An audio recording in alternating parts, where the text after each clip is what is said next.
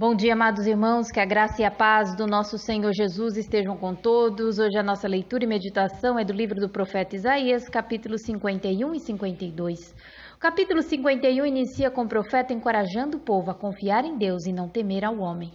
Israel, portanto, deveria descansar na fidelidade de Deus quanto ao futuro, baseado no seu passado. O Senhor ordena que olhem para Abraão. Versículo 2.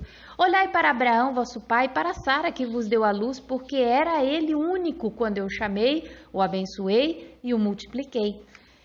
Desse único ancestral, Deus formou uma grande nação, cumprindo assim a sua promessa. Diante da misericórdia do Senhor, Ele fará das cidades assoladas e desérticas de Sião um novo Éden, um lugar onde haverá muita alegria e ações de graças, conforme o versículo 3. O Senhor promete ao seu povo julgar o mundo e purificá-lo do mal. O padrão de justiça do Senhor será estabelecido como padrão para todas as nações da terra, pois todas se submeterão à autoridade do Deus Todo-Poderoso por meio da conversão, conhecerão o Senhor e confiarão em sua força e graça. Verso 5. Perto está a minha justiça, aparece a minha salvação, e os meus braços dominarão os povos. As terras do mar me aguardam e no meu braço esperam. O Senhor promete ainda uma salvação eterna. Até os céus passarão, mas a sua justiça e salvação permanecerão para todo sempre, de acordo com o verso 6. Diante dessas promessas e da manifestação do poder do Senhor, não podemos temer ao homem, pois os incrédulos serão destruídos, comidos como a traça quando come o tecido. Versículo 8. Porque a traça os roerá como um vestido e o bicho os comerá como a lã, mas a minha justiça durará para sempre e a minha salvação para todas as gerações. No verso 9, o Senhor conclama Sião a despertar, a se revestir de força. Afinal, de forma sobrenatural, Deus agiu sobre a vida de seus ancestrais, destruindo o forte poder egípcio, abrindo o mar vermelho para a travessia de seu povo. O mesmo Deus que operou de forma extraordinária é o mesmo que fará com que os seus remidos retornem novamente a Sião. E o Senhor garante que voltarão com júbilo, com alegria, sem dor e sem gemido, de acordo com o verso 11. Mais uma vez o Senhor diz ao seu povo a não temer ao homem que não passa de erva e a confiar no Senhor que é o Criador. Versos 12 e 13. Eu sou aquele que vos consola. Quem, pois, és tu para que temas o homem que é mortal ou o filho do homem que não passa de erva? Quem és tu que te esqueces do Senhor que te criou, que estendeu os céus e fundou a terra, e temes continuamente todo dia o furor do tirano que se prepara para destruir? Onde está o furor do tirano? O Senhor promete a libertação do cativeiro e assegura que não haverá morte e que ninguém descerá à sepultura no exílio e nem padecerá necessidade, conforme o profeta relata no verso 14. Nos versos 15 e 16, o Senhor afirma a sua palavra e aliança com o seu povo. Versos 15 e 16. Pois eu sou o Senhor, teu Deus, que agita o mar, de modo que bramem as suas ondas. O Senhor dos exércitos é o meu nome. Ponho as minhas palavras na tua boca e te protejo com a sombra da minha mão, para que eu estenda novos céus, funde nova terra e diga a Sião, tu és o meu povo. Dos versos 17 ao 23, o Senhor anuncia que ele considera o cativeiro de Jerusalém uma penalidade suficiente para o seu povo e que um novo dia de perdão já despertou. E para aqueles que massacraram, que deixaram pelas ruas os cadáveres do povo de Judá, seriam estes completamente derrotados, beberiam o cálice da vingança do Senhor, no caso, os terríveis babilônicos. Versos 22 e 23. Assim diz o Senhor o teu Deus, que pleiteará a causa do seu povo. Eis que eu tomo da tua mão o cálice de atordoamento, o cálice da minha ira, jamais dele beberás. Poloei nas mãos dos que te atormentaram, que disseram à tua alma, abaixa-te para que passemos sobre ti, e tu pusesses as costas como chão e como rua para os transeuntes. Agora o capítulo 52 inicia com a restauração de Jerusalém, que será livre do cativeiro para um novo tempo. Aqui podemos também contemplar uma alusão à nova Jerusalém, a Jerusalém espiritual, onde não haverá mais pecado. Versículo 1. Desperta, desperta, reveste-te da tua fortaleza, ó Sião, veste-te das tuas roupagens formosas, ó Jerusalém, cidade santa, porque não mais entrará em ti nem incircunciso, nem imundo. O Senhor lembra a Sião que foi levada cativa, vendida por nada e resgatada sem dinheiro. Lembre-se, como vimos em capítulos anteriores, que Ciro libertou o povo de Deus sem requerer nenhum centavo, nada em troca. O Senhor relembra a opressão de seu povo por parte do Egito e da Síria. Esses foram os grandes impérios inimigos de Israel, o Egito, a Síria e por fim a Babilônia. Estes, por sua vez, blasfemaram contra o nome do Senhor e receberam a sua paga para que o nome do Senhor fosse conhecido. Dos versos 7 ao 10 é relatado a alegria do povo de Deus através da consolação do Evangelho.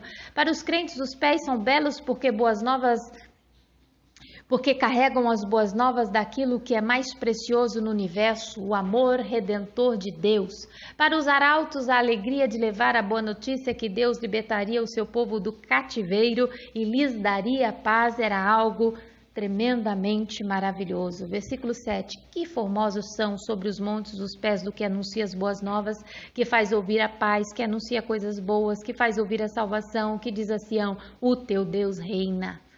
Nos versos 11 e 12, o Senhor exorta aos cativos de Jerusalém que teriam que escolher entre a segurança econômica da Babilônia e os riscos e dificuldades de peregrinação de voltar a uma terra que eles encontrariam completamente devastada. O Senhor assegura que não sairiam fugitivos apressadamente como o povo que saiu do Egito, pois desfrutariam e teriam o salvo-conduto do imperador da Pérsia. Todavia, muito mais que essa segurança humana seria o cuidado de Deus em guardá-los. Verso 12. Porquanto não saireis apressadamente, nem vos ireis fugindo, porque o Senhor irá diante de vós, e o Deus de Israel será a vossa retaguarda. Dos versos 13 ao 15, o profeta iniciará o seu discurso sobre o sofrimento vicário sobre o servo do Cristo, que tem o seu auge no capítulo de número 53. Verso 13. Eis que o meu servo procederá com prudência, será exaltado e elevado e será muito sublime. O servo será bem-sucedido em sua missão. O texto começa dizendo que Cristo agirá com prudência, o que significa que em cada situação ele vai perfeitamente cumprir a vontade do Pai. Mas que sabedoria o conduzirá a esse sucesso? É a sabedoria de Deus que levou Cristo à cruz sangrenta, onde o mundo crucificou o Salvador. Sabedoria essa que nenhum dos poderosos desse século conheceu, porque se a tivessem conhecido, jamais teriam crucificado o Senhor da glória. O mundo não entendeu quando Jesus andou sobre a terra, e o mundo não entende até hoje, porque as pessoas estão mortas em seus delitos e pecados. O versículo 14 fala da sua desfiguração chocante. Como pasmaram muitos à vista dele, pois o seu aspecto estava muito desfigurado, mais do que o de outro qualquer, e a sua aparência mais do que a dos outros filhos dos homens. O texto convida-nos a considerar uma disjunção chocante. Cristo exaltado ao lugar mais alto, Cristo desfigurado quando morre. Como isso pôde acontecer? Quem fez isso com Jesus? Foram os meus e os seus pecados, foram eles que crucificaram a Cristo. Naquele dia, no Calvário, o cheiro da morte estava por toda parte. A crucificação era uma forma medonha de morrer. Isaías nos lembra de que não havia nada de extraordinário sobre a cruz naquele dia, nada além de sangue, dor, agonia, tortura e morte, de acordo com o capítulo 53. Todavia, a sua vitória é universal. Assim causará admiração às nações, e os reis fecharão a sua boca por causa dele, porque aquilo que não lhes foi anunciado verão, e aquilo que não ouviram entenderão. Embora fosse um judeu morrendo em uma cruz romana, ele também era o Filho de Deus. O seu sacrifício cruel proporcionará limpeza e cura para as muitas nações, pois ele ressuscitou e vivo está, aleluia. Quando Paulo estava explicando o seu desejo de pregar o evangelho onde Cristo ainda não era conhecido, ele citou Isaías 52, versículo 15, para justificar a sua trajetória, esforçando-me deste modo por pregar o evangelho, não onde Cristo já fora anunciado, para não edificar sobre fundamento alheio. Antes, como está escrito, hão de vê-lo aqueles que não tiveram notícia dele, compreendê-lo os que nada tinham ouvido a seu respeito. Romanos 15, versículo 20 e 21. No caso de Paulo, significou um chamado para pregar Cristo onde ainda não tinha sido pregado. E é por isso que ainda hoje nós temos tantos missionários em terras distantes que bravamente levam o evangelho em outros países, em outras nações.